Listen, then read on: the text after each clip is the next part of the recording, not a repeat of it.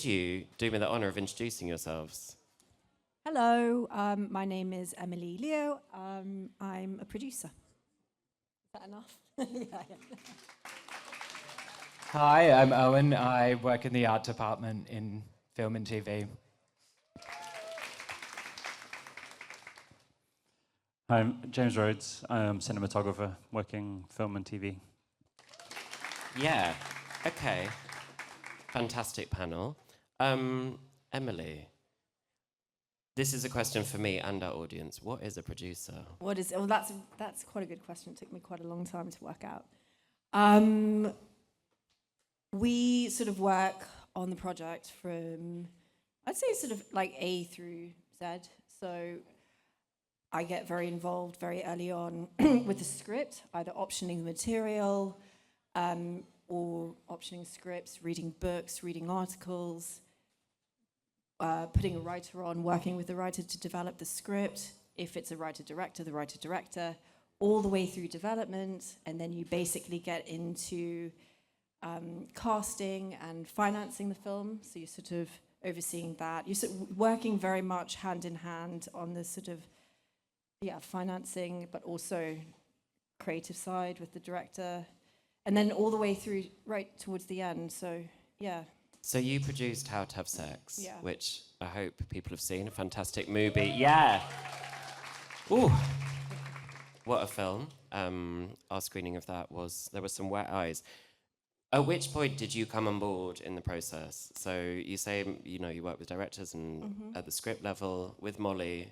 When did you start working together? So my producing partner, Ivana, and I came on board when it was a treatment. I think it was a couple of pages long as a treatment. It was very similar, actually, in many ways to the film that Molly ended up making. But yeah, it was 4 pages of a treatment. It's quite nuts that a whole film that is on MUBI can start from just 4 pages and I guess kind of the force of Molly's dreams and personality. Yeah, it was incredible. She kind of went away. She said she was going to do a scriptment, that she was going to sort of like extend the treatment out, and she just started writing. And she sort of came back with something that was 70 pages, and it was so incredible. And we were like, you have to continue, you have to finish it. And it was so raw and like full of the life and like with such vivid characters already, with such a vivid sense of place. It was coming from such a kind of I remember sort of talking to Ivana, and we both were like, our job here is just not to fuck it up, basically, not to overdevelop it. That seems like a good directive for most things in life. Just don't fuck it up. James, how did you come to do what you do? Cinematographing, DOPing. What was your journey to your career? I went to university in Leeds. I did a degree in visual communication at Leeds College of Art, which after a foundation art course that I'd done before that was kind of just more of the same, of exploring many different mediums. And we did a module on moving image, which I kind of realised I'd been watching movies since I was very small, and every Sunday going and getting a few VHS tapes from the video shop and just watching those all afternoon. And I kind of seemed to hit a chord with, like, I've got an instinct where I want to put the camera or something like that. We did like a kind of like a straight 8 competition, like 2-minute short film, don't cut in post, like cut in camera. And it was like mini DV. And yeah, that was the start. And I kind of was playing music in bands and kind of started filming my friends who were in other bands and just cut my teeth making tiny music videos, which slowly emerged into proper music videos, and that turned into commercials and blah, blah, blah.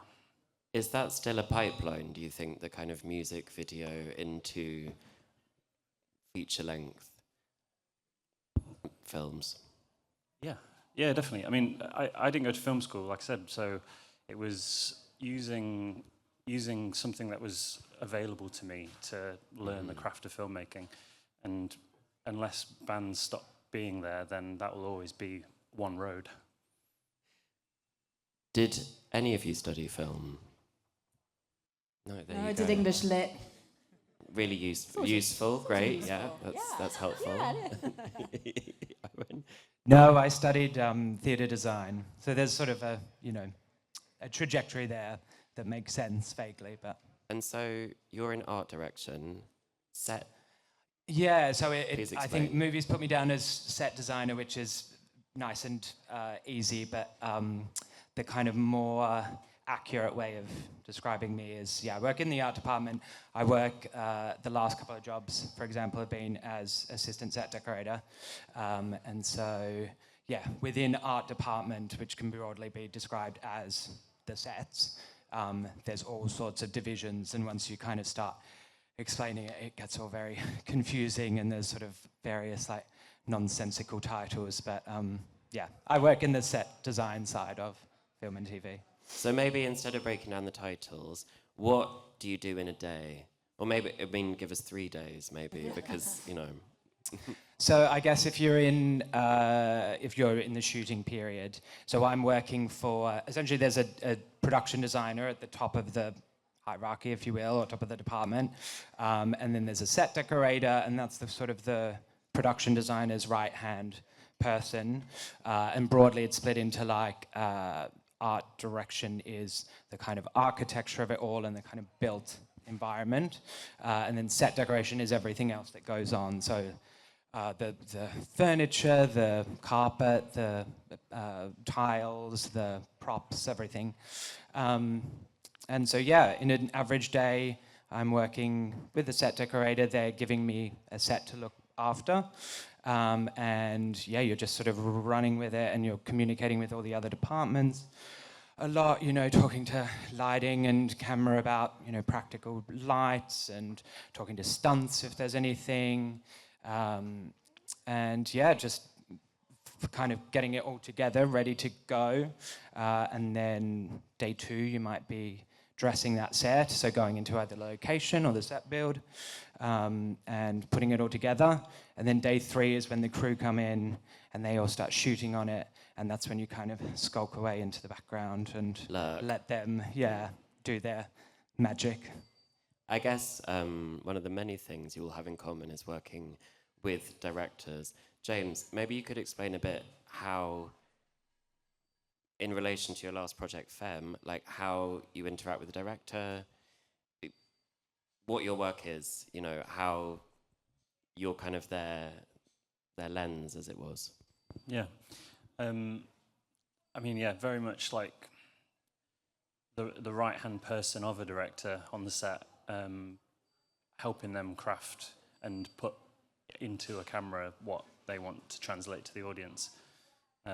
So with Femme, it was really unique in my experience so far, where I had 2 inexperienced directors. One was a screenwriter by trade, and one was a theatre director, 2 directors co-directing. And so I became, this person who was going, right, this is a lens, and this is a focal length, and this is how we should use it. So, I feel a strong responsibility in those kind of instances where they don't know the tools that they can use, so I need to unlock that for them, which is usually me spending a lot of time in prep, just absolutely grilling them to figure out where their instincts are within the storytelling, so that I can almost take control over the tools I've got available to make that happen for them. Empowering them with what is available that they don't understand yet. So. Is that common across different directors, where some will come in as a more visual person, some are like have more of a grasp of narrative? Yeah. It's just as diverse as the amount of people you work with, really. Some filmmakers, like you said, know every single thing that they want to achieve through the camera, and some have never seen a camera before. So, it's a spectrum. And none of them are the best. That challenge is always really exciting, because it's just a new kind of alchemy that happens between collaborators. And so, I really enjoy kind of all the spectrum of that. Yeah. Is it a case where you have to show them? Often people find it hard to put into words, like a visual thing. are you showing them references, your work? You know, do they come in and say, I really liked Gladiator, I want it to be sepia? Yeah. I mean, visual references are a massive cornerstone of my process, because it's very good to say words, but people have different interpretations of what words mean. So, and because we work in my specific role is very visual, obviously. Using visuals to communicate is kind of just as powerful as words. But yeah, the words I use, though, are often more to do with feeling than they are to do with anything too technical, because I can do the bit where I translate their feelings onto, into an image, but it's understanding what they want it to feel like when they don't know how to describe the tools to use or whatever. On-set therapist. Sometimes. Emily, I imagine your work is a lot of, I was going to say hand-holding, but shepherding the project, the people. How did you become a producer? What's the kind of, is there a pipeline? If there's not, what was your kind of toe into it, claw? Well, I started out as a runner. So during university, went and worked at the Edinburgh Film Festival and thought, this looks like a cool industry to work in, but had no idea what it consisted of, what people did, how films got out there into the world. I went and worked as a runner on commercials for a couple of years, ended up as a production assistant, and then from there went to work for a company called Capital Films, which was a sales company at the time. And they had financed and sold Gosford Park and had done really well with that. It was sort of that long ago. But a really interesting sort of introduction into how films are financed and how they get distributed as well. We were working with a very early iteration of A24 at the time, very, very early, because they were called Think Film. But just like fascinating sort of introduction to that side of film. And then from there I went to work for a producer for a couple of years, and then started my own company. So that was one part of the question. Just your journey into being a producer. Could you talk a little bit about the financing aspect? Because I think this is quite I find it really interesting. Mm-hmm. How do people assign money to someone's 4-page idea? It's so weird, because films, like the different films that I've been involved with, all have had such different trajectories. I made a film called Under the Shadow, and that was financed entirely by private equity. We made it for like very, very little money. Couldn't find any public money for it. It was like a foreign language horror movie, shot in Farsi, and so that was like pure private equity. We made another movie called iBoy that was sold to Netflix. It was one of the first Netflix films at the time.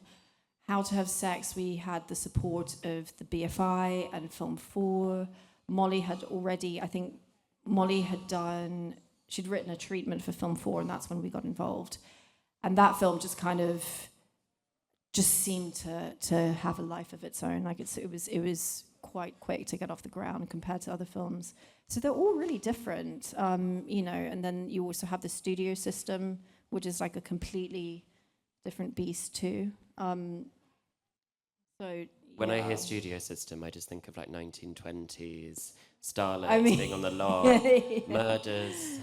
That's where all the money is. I've made mainly independent films, so that's what I know a lot better. Owen, what are you working on at the moment?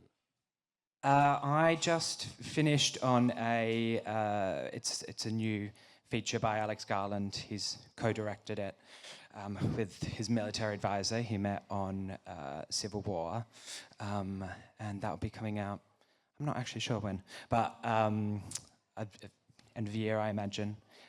But yeah, I'm not sure if I can say that much about it, because I was looking online before to check what's actually been announced, and there's only sort of the vague casting and the vague plot of it. So you're under arrest. Okay, so we can be more vague.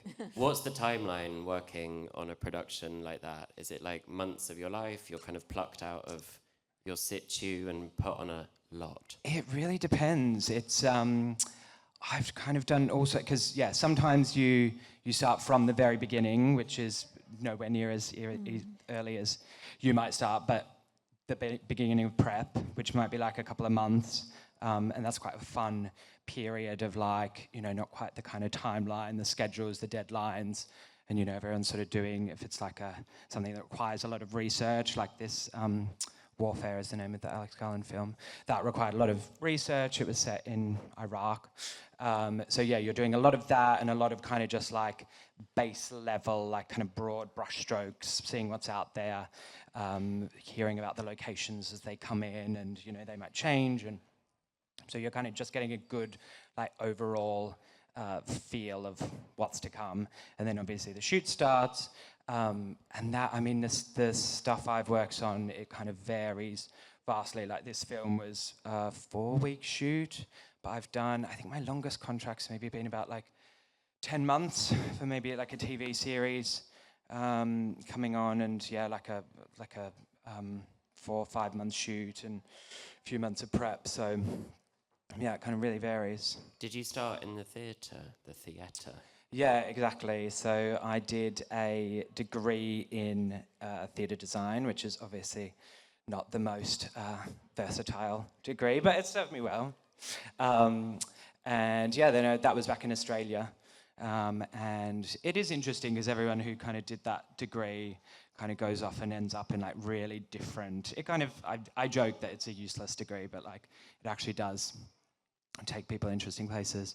And then I worked in theatre for about 7 or 8 years back in Australia as a set designer, and then moved over here, and it was 2018, so really like the boom of the TV era, and there was just so much work. Like it was such a treat coming from Australia, where like theatre is kind of, it feels like everyone's like fighting over scraps just to like get a job. Like it's there's not a lot there, and then you kind of come over here, and it was the TV boom, and there was so much work, and everyone was just sort of, it felt like this golden era, which was what it was.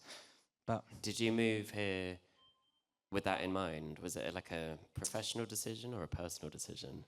It was kind of professional, because in Australia you do get to a point where you're like working at a certain level, and you're like, oh wow, like this is kind of as good as it gets. Like it's just such a small industry and like small country, not geographically, but in terms of the work and the industry, that you kind of get to this stage and you're like, okay, this is kind of, I guess, my life for the rest of my life.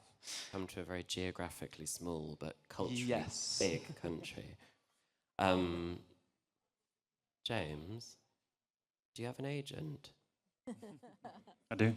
I think something quite interesting.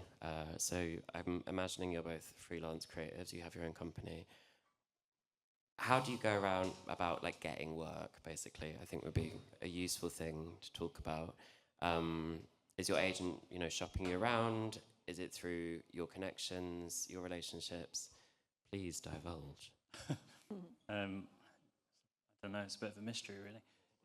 You do stuff, people see it, they want to talk to you for other things that they're doing. That's kind of the main thing, really. Like your CV, your work, you put it out in the world, and people reach out and talk to you. Agents help a lot because they get stuff across their desk that producers might not know of a particular DP, and an agent will send a handful across, and then you might end up having a meeting and talking about your work, and that is a way that people find you. But hopefully your work does well in film festivals, or a music video kind of does rounds as well, and people see it, and then people are aware of you and want to talk about projects. That's kind of the main thing. Obviously, going to events and having friends who do things that are cool can create opportunities as well. So, I mean, one thing that was always something I tried to do was just be friends with a lot of filmmakers that I admired, because there's a bit of a cross-pollination of kind of helping each other get projects. You know, I've got a DP WhatsApp group, and you know, sort of if someone's got a project but then it turns out they can't do it, then they're just like, anyone free on this date? I can introduce you to the director. So it's always very good to have friends who do what you do, so you can share. Is it the case, like, I am here for my personal profile, but I make money through commercial work, so is it the case in the film world where people will be splitting their time between more like a editorial project and a commercial project, or are you exclusively on more artistic things? I mean, it depends where you are in your career. Like, I'm in a position where I'm starting to get projects that are all exciting, you know, but previously I was taking on more things that maybe it's just a job, you know, not everyone, but you know, the really exciting ones are a bit fewer and far between. So it's just a case of working through and waiting for those more exciting opportunities. But yeah, sometimes you take jobs because you need money. That's how you end up on a Magnum set. The ice cream, that's what bought me this blouse. And I love my clients. Emily, what's the most exciting project that you've worked on to date, do you think? Oh, they are all so different. We were talking earlier actually about how there are some films though that like just have this sort of special vibe right from the start. We had that with How to Have Sex. Molly was like 29 when we started making that, I think.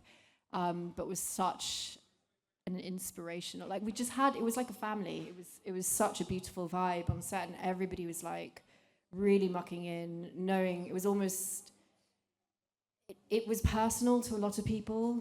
There was like an investment emotionally from kind of like everybody on the crew, cast.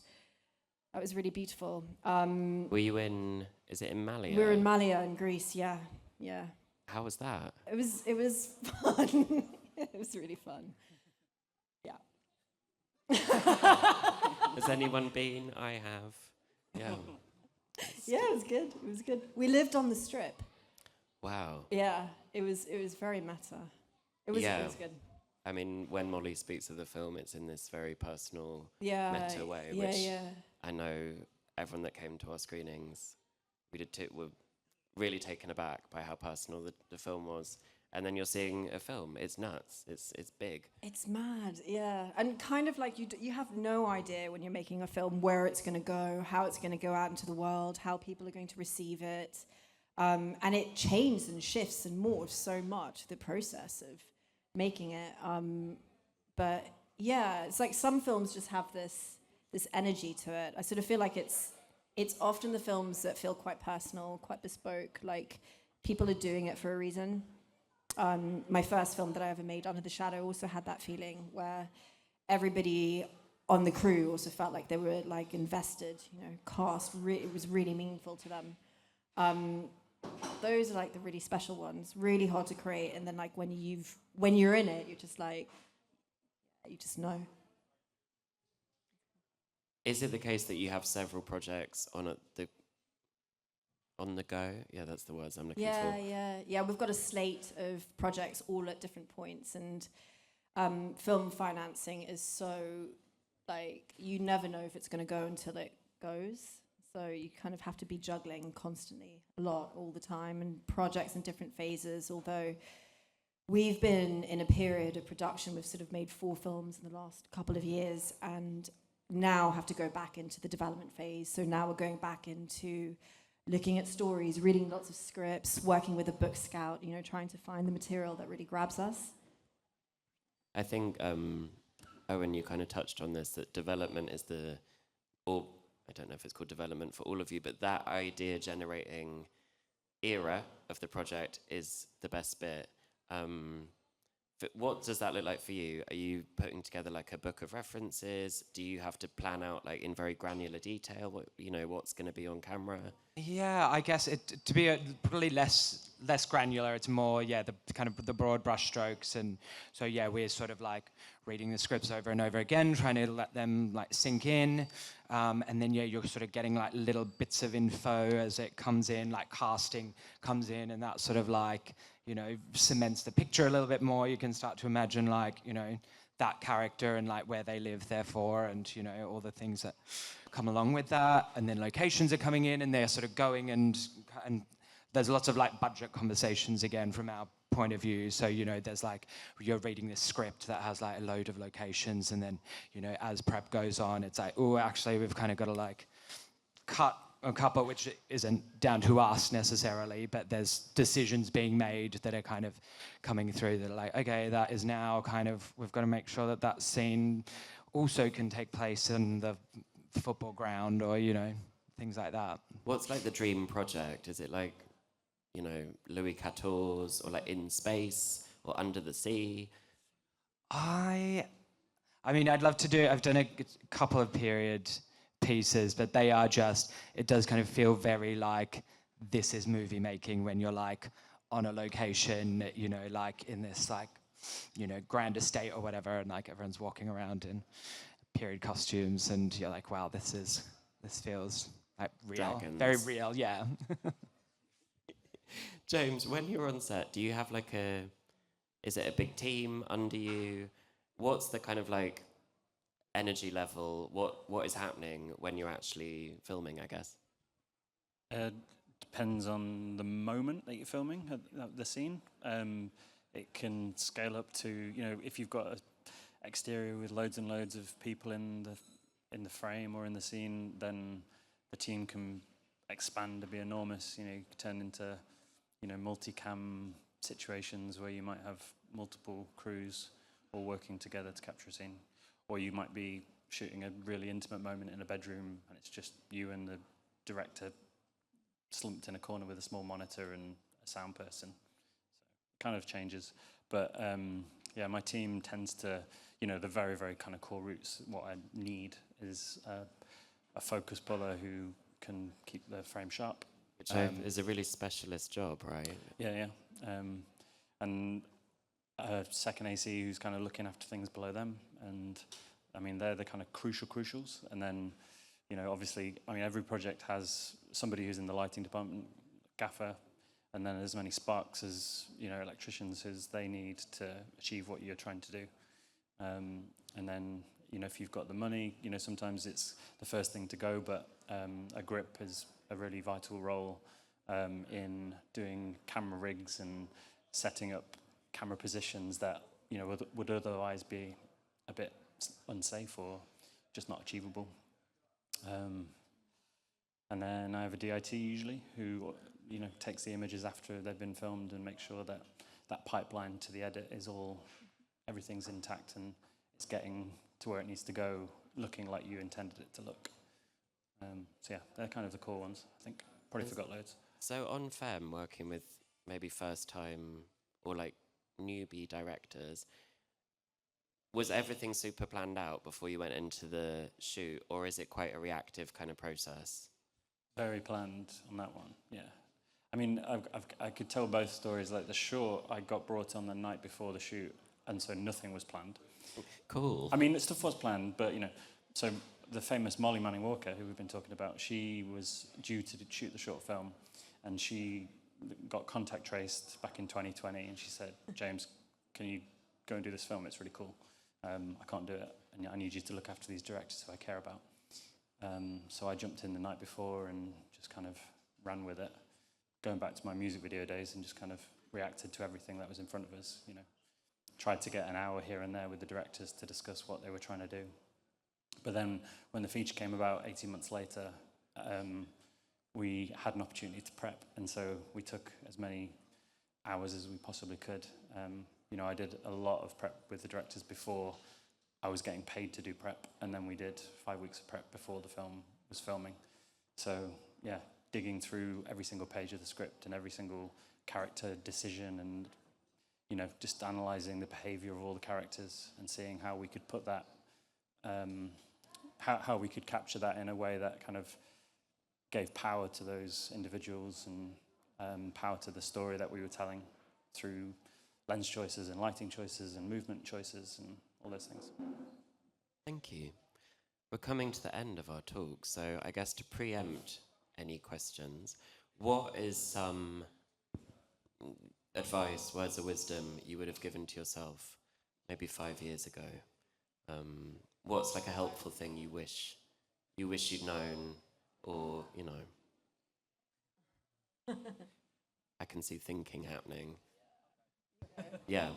I would say a really important side is just like, in a sense, like introducing yourself to everybody. I don't mean in like a sort of networky, like foyer way, but in a like when you're on set or when you're like, in the office, just trying to like understand. And again, I guess that's weird advice because you're not wanting to like, be a junior, like going into like introducing yourself to the director, but just, I guess, an understanding of like who everybody is and like what their role is, and yeah. Yeah, it's funny where people pop up later on other jobs. Okay, I think mine is to find your tribe, and this goes way back, but it's like it can be an amazing business industry, also quite brutal. Having people that you really trust and that you care about working with and who have the same vision for you, same kind of like ethos. I think that's amazing. That's really important. Thank you, James. I don't know, I was listening to the answers and I'm kind of blanking. It's hard to say 5 years ago because it's kind of like stuff... 10. Yeah, it's like, beginning of my career. I think it's easy to get carried away thinking that you want to be somewhere that you're not. And there's a weird analogy that's kind of coming to mind. Like, I do a lot of climbing, and you look at the climbing wall and it's covered in different climbing routes that you can do. And I look at the pink ones and I go, I'm nowhere near that. I can't possibly try that. But I do know through the process of doing all the other stuff, eventually that pink one will become possible for me. And I'll have those opportunities to do that. And so I think the advice to young filmmakers is, don't run before you can walk, but like you will get there. Like you'll always find opportunities that push where you are now and get outside your comfort zone. But don't rush too hard to think you need to be ahead, because enjoy the process of getting there, and that will make you a much more rounded filmmaker, so that you can react to every opportunity in the best way possible and keep all those around you a lot calmer because you know what you're doing. So yeah, be content. Thank you so much. Could I have a round of applause?